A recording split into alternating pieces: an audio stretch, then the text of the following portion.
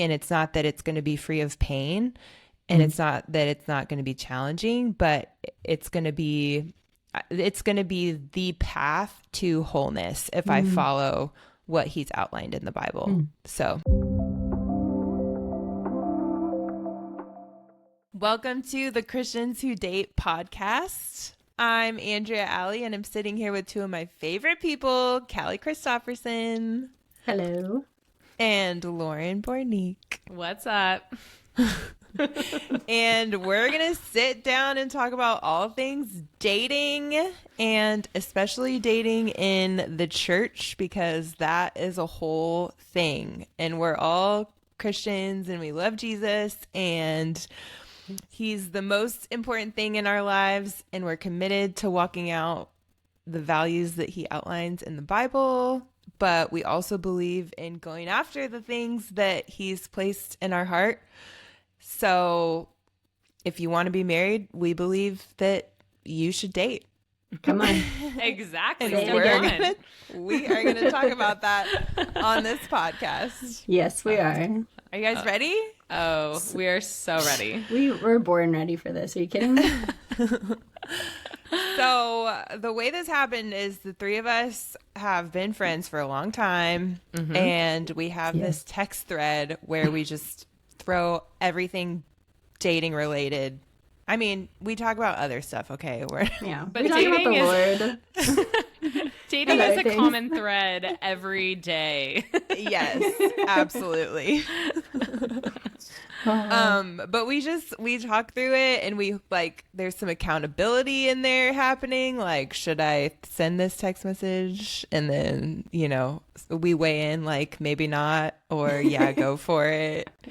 And just, it just really is a nice place to feel like we have people with us who are also dating, but also want to do this in a way that honors our relationship with God. And Lauren, you've talked about this before, but honors the person in front of us. So Yeah. We are all in our 30s, and we all come from Christian backgrounds and have been taught certain things when it comes to being Christians and dating and marriage and what that looks like. And so because of that, we wanted to start a podcast of how do you date as a Christian, whether you're in your 20s, 30s, 40s, divorced, single, that we want to create different ways of just hearing perspectives, as well as what we've gone through, what we've experienced, and what we're learning when it comes in terms of being a Christian, being someone who is in the thick of it, of dating in this culture, and how do you do it? And we have not always done it well. And so this is a space we want to create to be able to share our stories, but also be able to bring other people on and hear how they've gone through the dating process. Yeah. And I think too, within the culture of the church, dating can feel really high stakes. And so just making it really normal and bringing the stakes down and just being it's actually meant to be fun. It's actually meant to be an enjoyable process. Are there bumps along the way? Absolutely. But just making it it doesn't have to all be okay, am I going to marry this person or not? And just, I think just enjoying the process and the way that we're doing it, it's in community. So it just makes it, it just makes it more fun. It's allowing you to share your experiences with your friends, and it's not just you on your own trying to figure things out. So that's part of why we wanted to do this. Yeah, for sure. And if you are also dating in the church, or maybe just dating in general, and you're why is this so hard? And especially, you are not alone.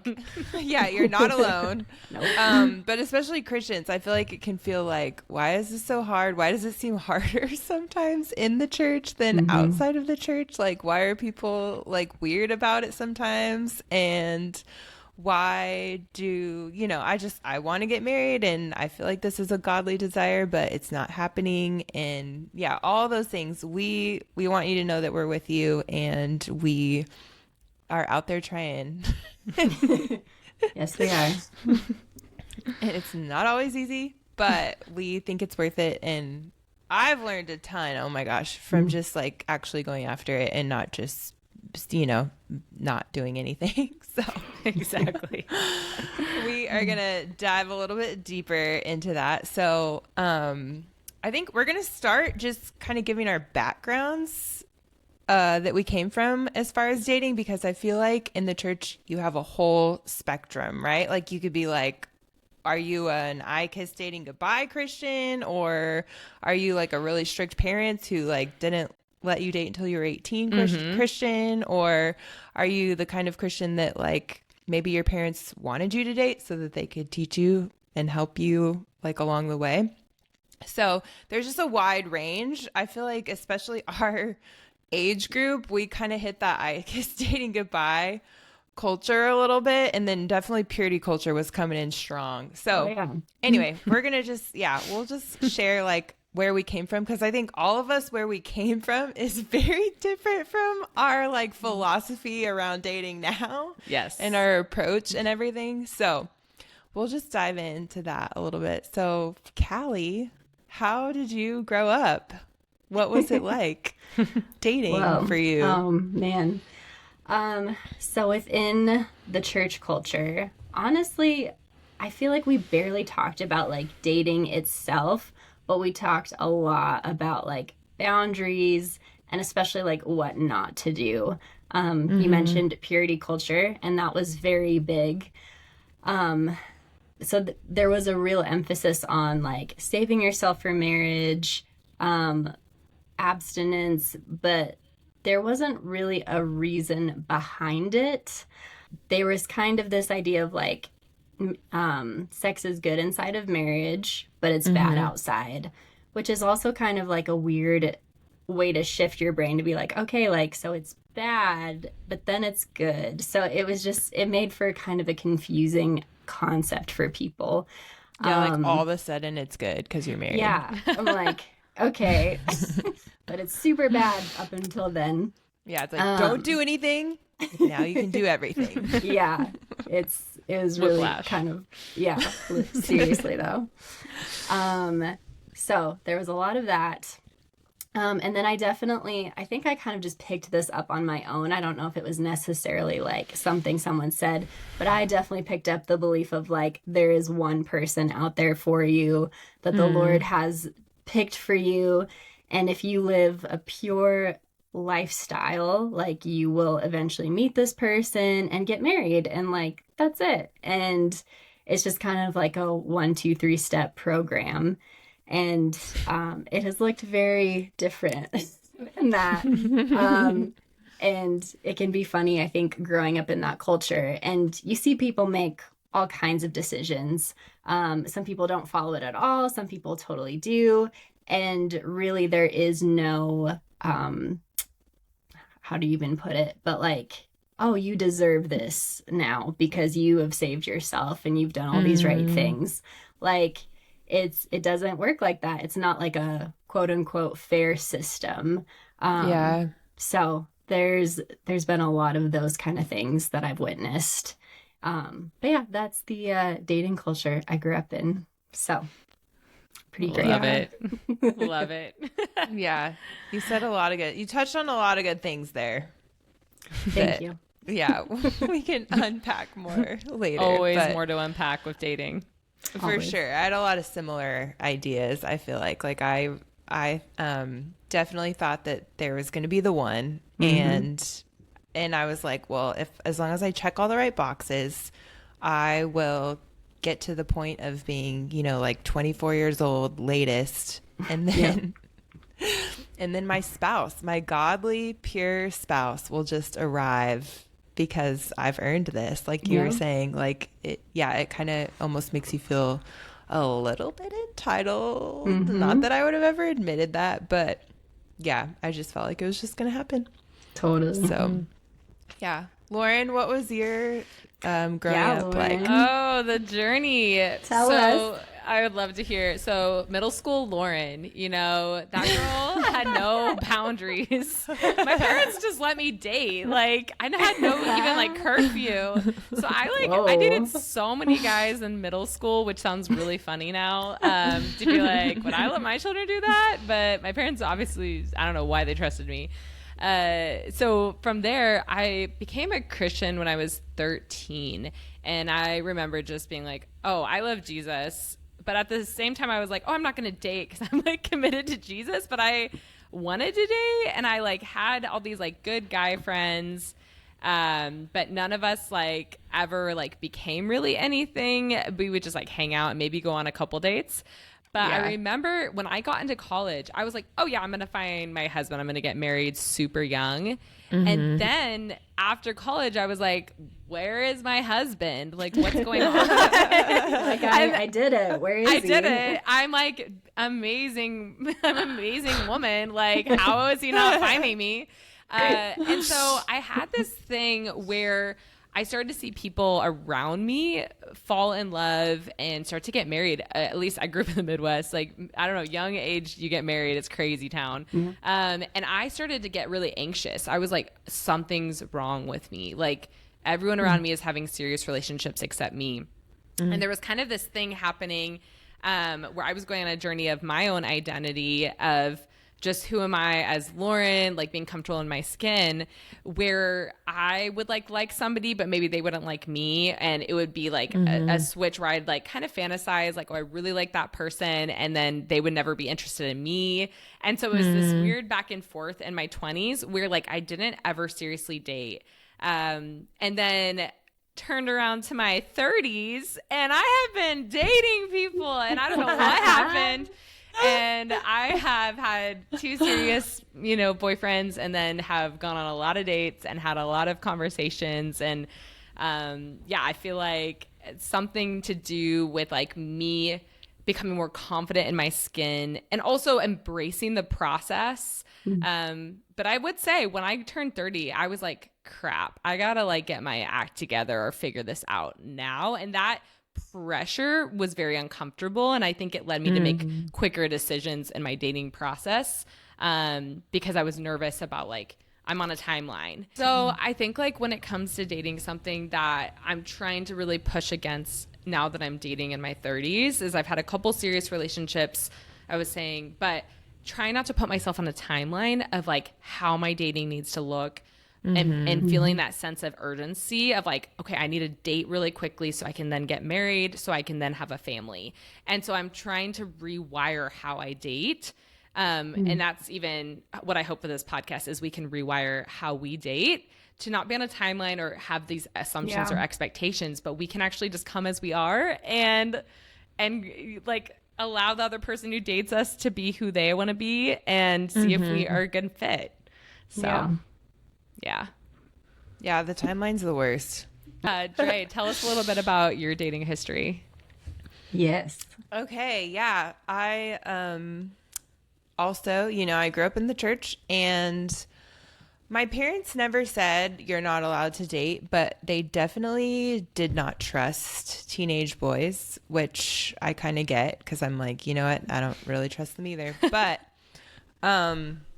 I definitely got this message of like dating is high risk. Like it's like playing with fire. It's dangerous. And I felt like I don't know if I can handle this because my parents seemed pretty scared of it and, nervous about me like liking guys or going out with guys or whatever. So, yeah, and I was already kind of a cautious like personality anyway, so I was not going to be the one to like dive into that if my parents seemed kind of nervous about it, like for sure no. So I had guy friends and I had a lot of, my friends, like none of us really dated, so it wasn't like that big of a deal, I guess. It's not like all my friends were dating and I wasn't. Like more towards senior year is when we kind of dated.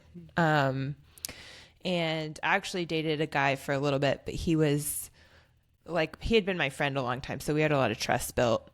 But even that, it was not like a very long time at all. So anyway, and then I feel like coming out of high school and into college, yeah, I just still really had that idea of like, I did everything right. I checked all the boxes. And so I'm just going to meet my husband, and then I'm going to know that it's him right away because he's going to be so godly and on fire for Jesus and check every box. And, so it's like, we'll just date because like, that's what you do. But like, we won't really need to get to know each other because I'll know that he's the one right away. And then we'll get married, and it'll, be a happily ever after. Which, if you speak that out, doesn't that sound crazy? I don't know.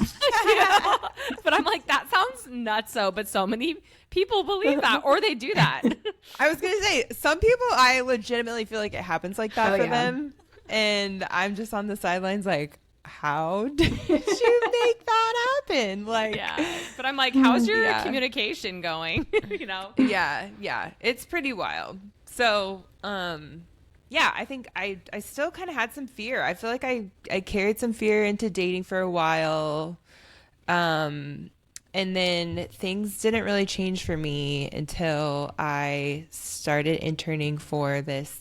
Well, actually, first, I feel like I was in a different church environment that was very pro dating, which was different from anything I had experienced. Like, a lot of the dating environments or church like environments I had been around was like, be careful, like don't touch a man, leave room for the Holy Spirit. Well, always. Be careful about that, how you do that. Not that those things are bad, but Boundaries. Definitely like the message I got was like, stay really far apart at all times. And so anyway, this went into a new church that was very pro dating and was kind of like, this is what you do to get married. You date.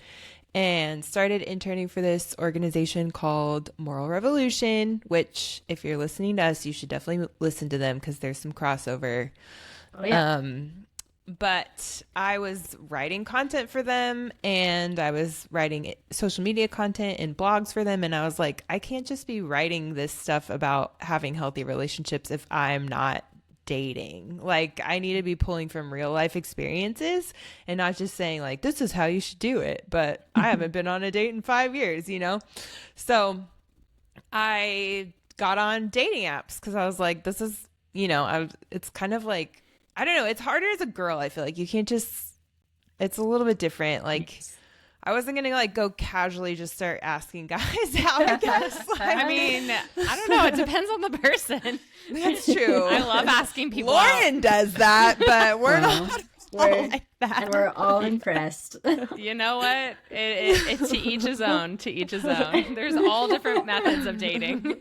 I was like, I'm going to need some help from technology. So, got in the apps, started dating, started just practicing communicating and having hard conversations. Because, man, if you don't know how to have a hard conversation, You can't date. you can't Nope. date. Yes. It is literally just so many hard conversations. So,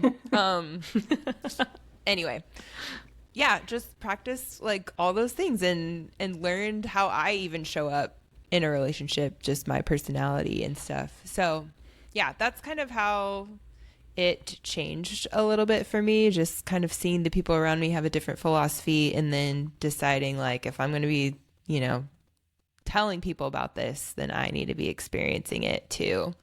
But I'd love to hear from you guys what like changed for you, because we talked a little bit about your backgrounds, but when did things change for you and your approach, I guess? Well, for me, I think there's been a range of guys that have liked me. Just they have. She's a babe.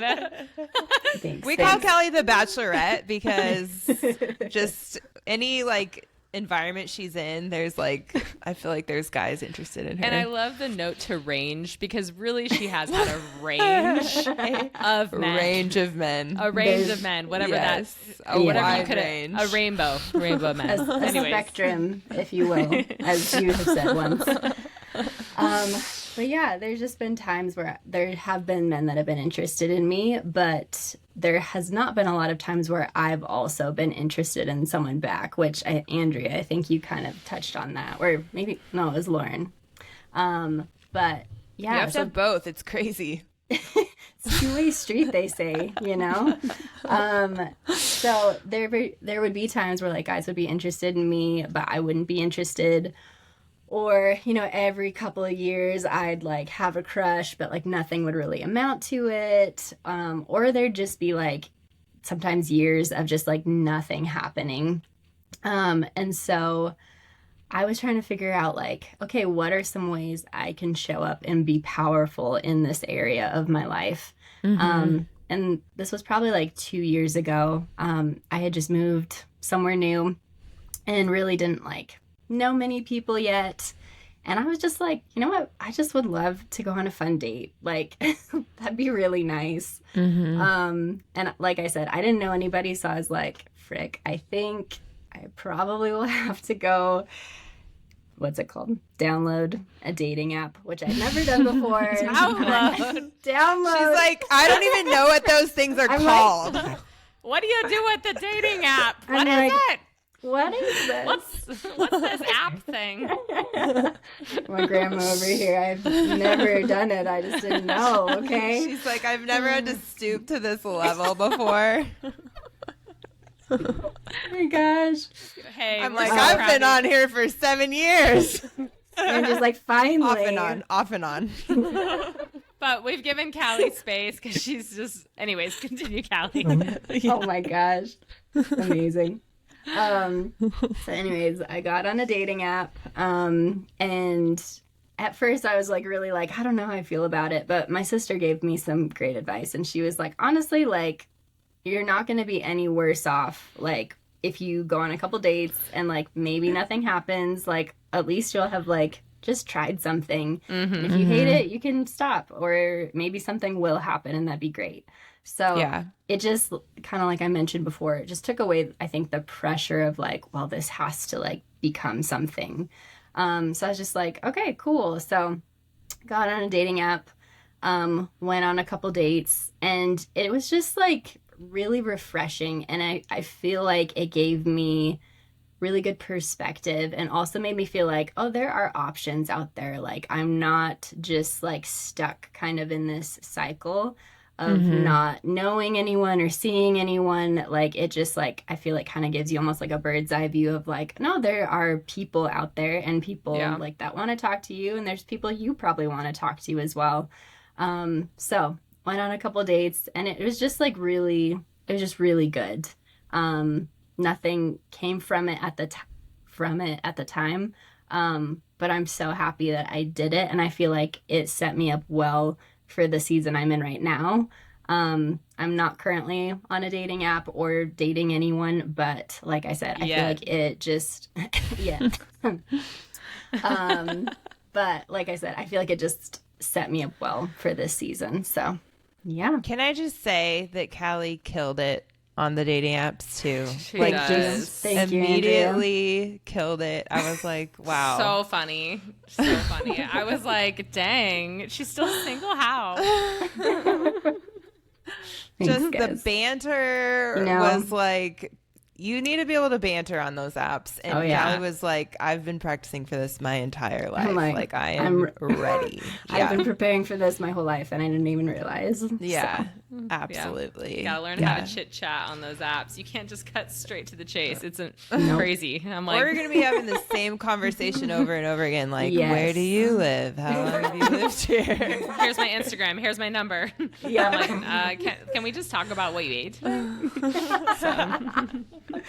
Oh man. So good. So good. Oh man. Lauren, what about you? How did things change for you in your Tell us, approach? Lauren. Gosh. Okay. So I think like in my 20s, or especially early 20s, I did think of that. We call it, I guess, the 1, 2, 3 effect, where I was like, meet a guy, fall in love, get married. Easy. I'm a babe. Easy. Some guy's a babe. We'll That's have right. babies soon. Like, Love our confidence, though. You know what I mean? We all were like, "Oh yeah, this is going to be the easiest thing we ever do." Well, some people it did happen that way, and I'm like, true. dang, you got the spark. I don't know. I'm not trying to be jealous or compare. So I had a thing in my 20s where I would like a guy, like just like be like, oh my gosh, I'm so into that guy. I would tell him I liked him, and he'd be like, no, I see you as a friend, or nah, I'm not interested.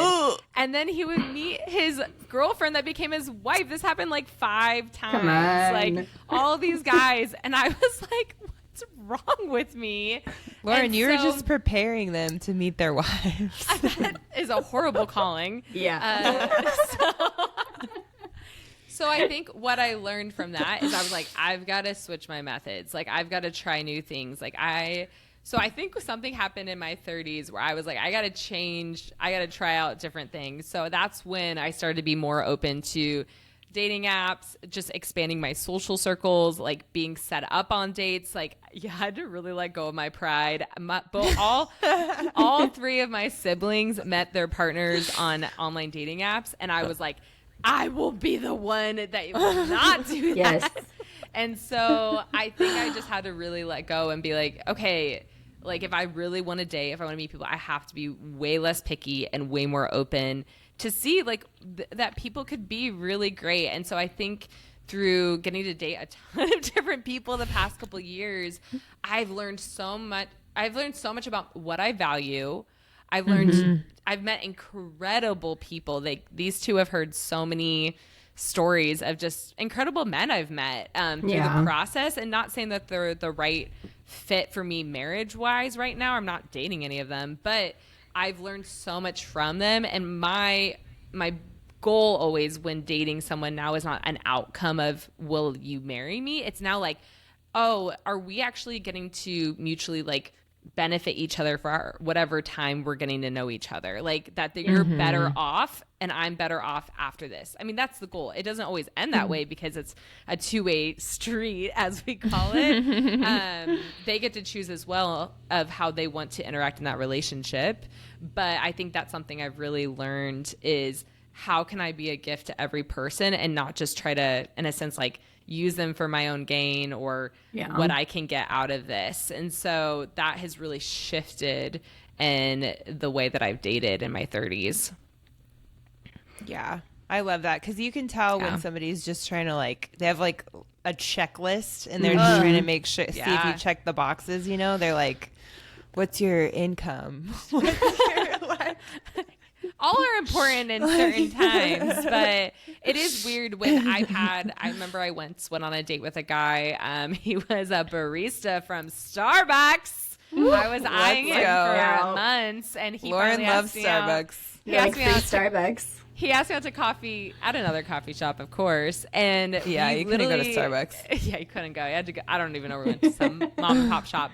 But he literally sat down and just started drilling me with questions. And I was like, hey, this feels like an interview. Like, and he was like, oh yeah, sorry. And it just felt like he's just trying to figure out, am I a yes or a no to him? And that made me feel so like unattracted to him. But then also I just felt kind of like, oh, I'm just like a tool, like means to an end for you. And so we did not go on another date, obviously, on my choice. But he thought it went well. Did you ever go back to Starbucks? Oh yes, he was salty. he would avoid me. He'd go in the back. Oh my gosh! Wow. You I should was have so been nice like, to him. you're like, I'm actually here to apply for Starbucks. Thank you. I want to make this as awkward of a situation as possible. Yeah. So, anyways, don't interview people on your dates. That's what I'm trying to say.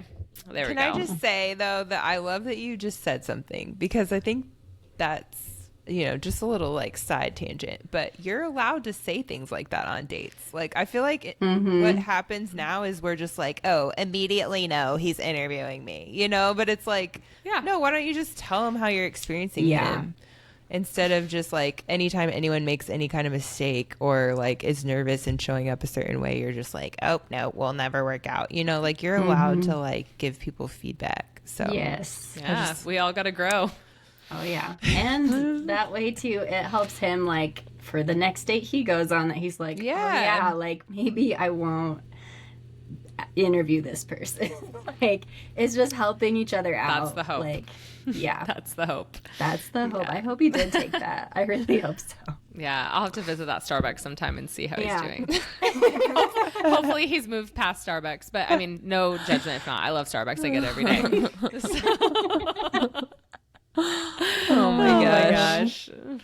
Yeah. Wow. Well, I think like the last thing we just kind of wanted to touch on, which it's a little bit of a segue from the last question, but like, why have we chosen to go this route where we're going after dating instead of, you know, it might seem more spiritual, I guess, to be like, you know what, I'm just going to trust that the Lord is going to bring someone to my door. And I also don't want to like just dismiss that completely, because I do believe in that. Like, I believe that God is working in this, but I heard it was Dr. Henry Cloud. He does this, The Boundaries guy. If you guys haven't heard of him, he's great. Please read his work. Yes. Good Excellent man. work. But he gave the analogy of like, if you want a job, you're not just going to sit and pray that God gives you a job. Like, you're going to fill out an application and you're going to go into the office and you're going to, you know, talk to people and show your face. And like, there's steps that you can take to get things to happen. And you don't just have to like sit there. And what I love about him just in general is he challenges you to not be a victim, because you can't just sit around and be like, well, no one's asking me out and nobody this and I'm not meeting any guys and I never meet anyone new, you know. Like, you have to be like, okay, what can I do? Like, how can I put myself in rooms with guys that are available, and how can I make sure that I'm in faith communities with people that have the same values as me, and what is in my power to do? Because it's not, the whole thing's not in your control, right? You don't control someone else's feelings. You don't control their actions. You don't control whether, you know, somebody ultimately like chooses you, but there's a lot that you can do to just meet people and meet options and, you know, make powerful choices, so it doesn't feel like you're just having to be stuck. So yeah, that's like a big thing I feel like that shifted for me. And I'm honestly really glad, like, even though, like Lauren said at the beginning, we are not people who have done this perfectly.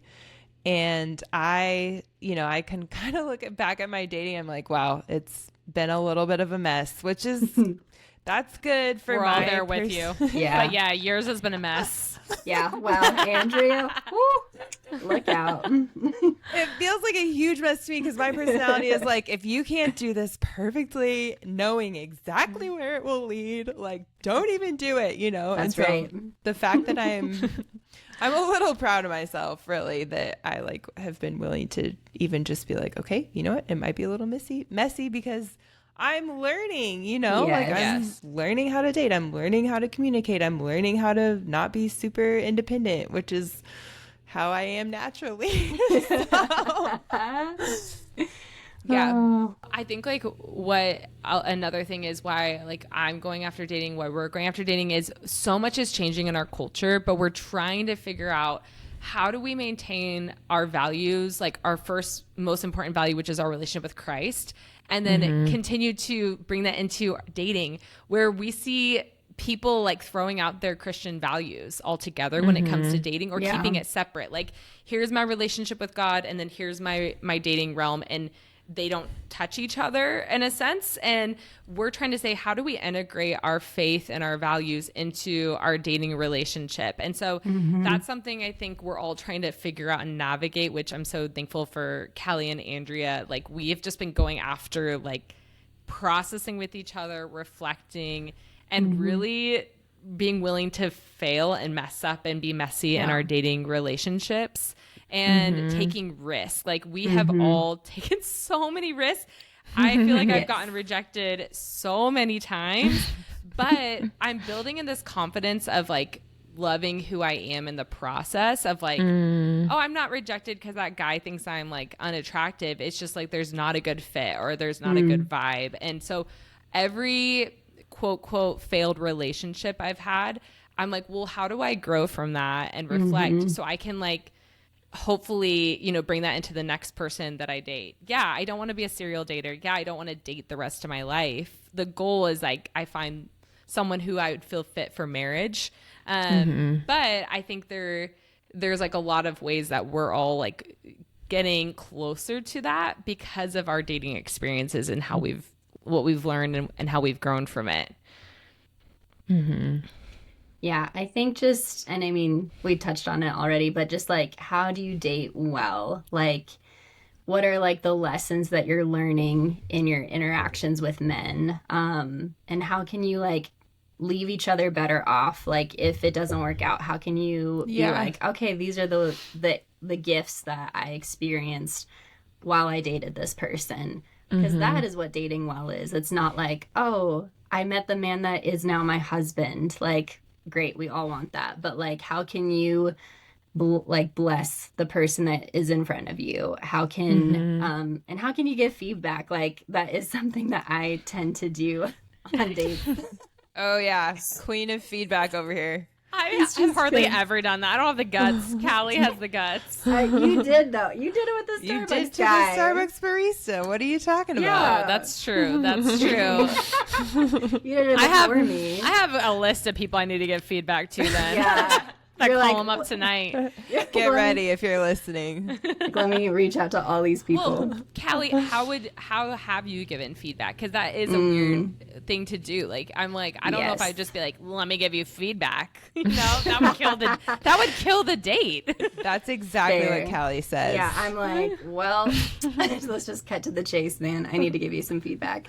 No, but I am reminded of a date I went on, and I knew some information kind of going into it about something that had happened with him and somebody else.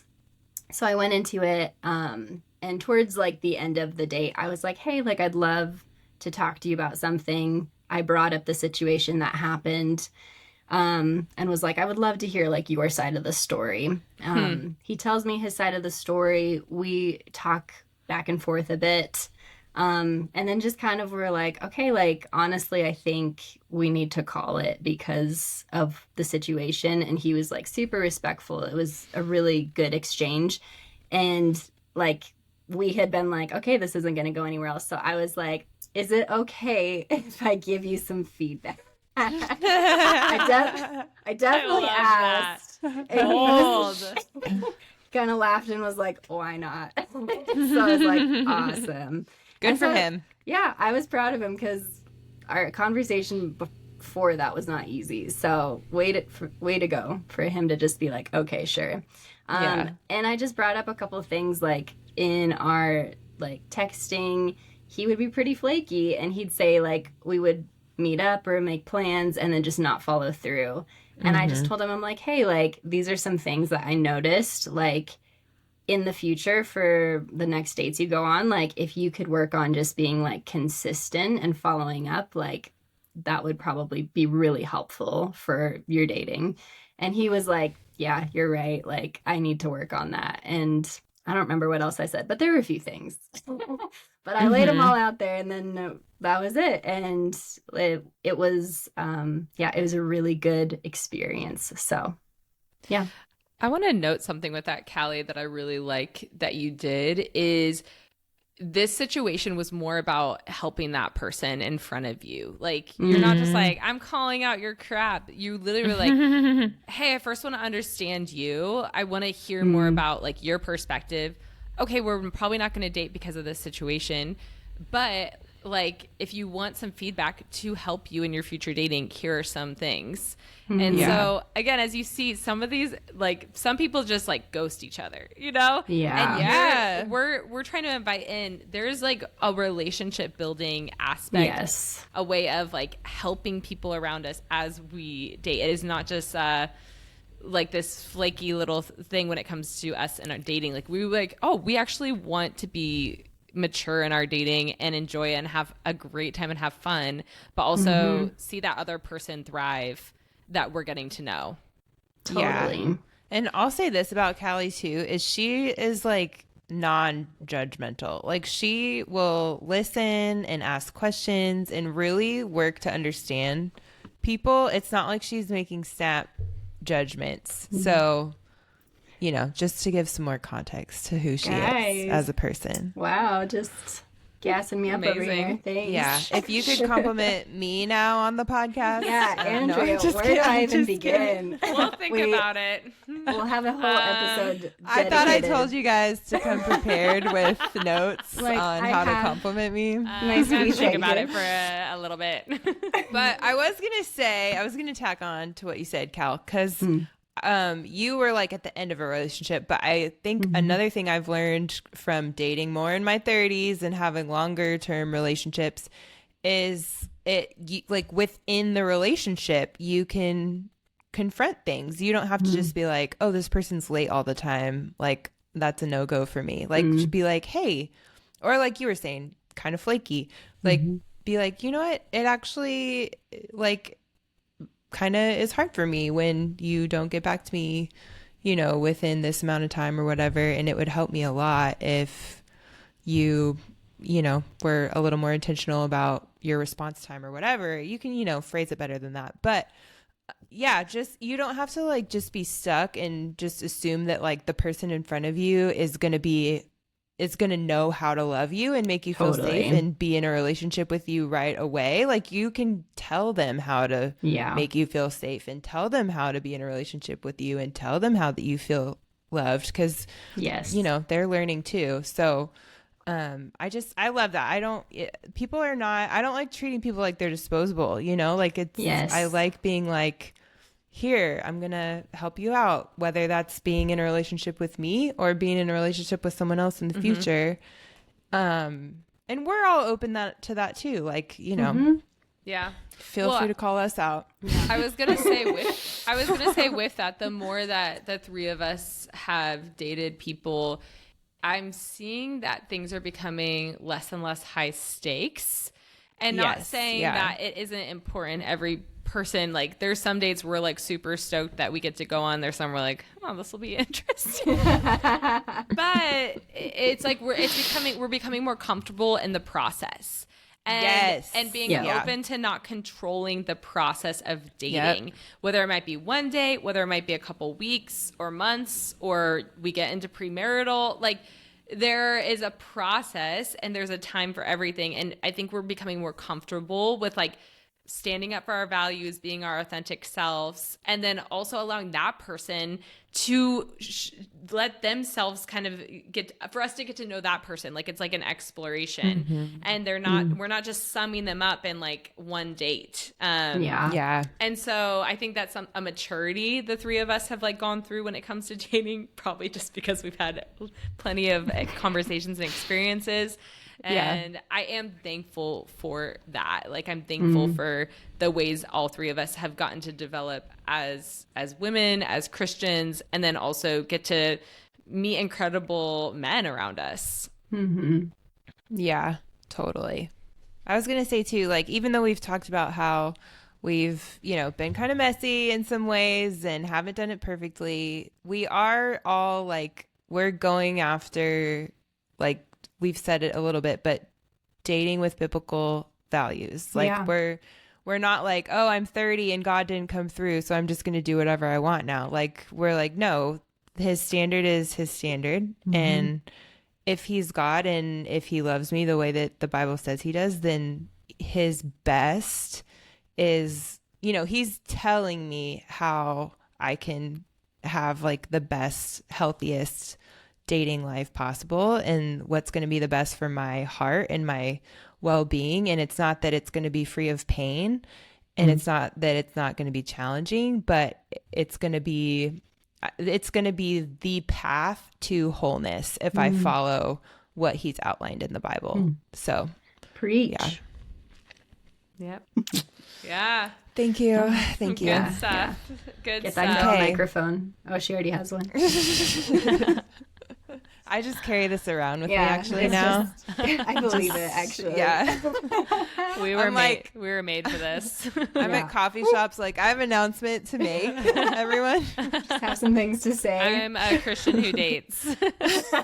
Listen to it. Anybody want my number? So I'd also like to just sing the latest Taylor Swift song for the coffee shop. Just exactly. to bless you all. To bless Oh this my gosh, establishment. bless. So silly. Okay. Any last thoughts, you guys? Any last thoughts? Get out there, start dating. Get out there, start I dating. think that is what we're trying to get the message, and we'll give some tools along the way. Yes. We'll probably out ourselves a lot of what we've done and what has worked and what hasn't worked, and you get to take it freely or dispose of it freely. So That's right. That's so true. Yeah, if it's not for you, don't take it. don't do it. That's Don't right. do it. Take it or leave it. Take it or leave it. Yeah.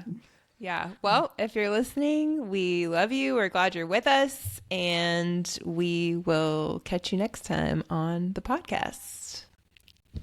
Bye. All right. See ya. Bye.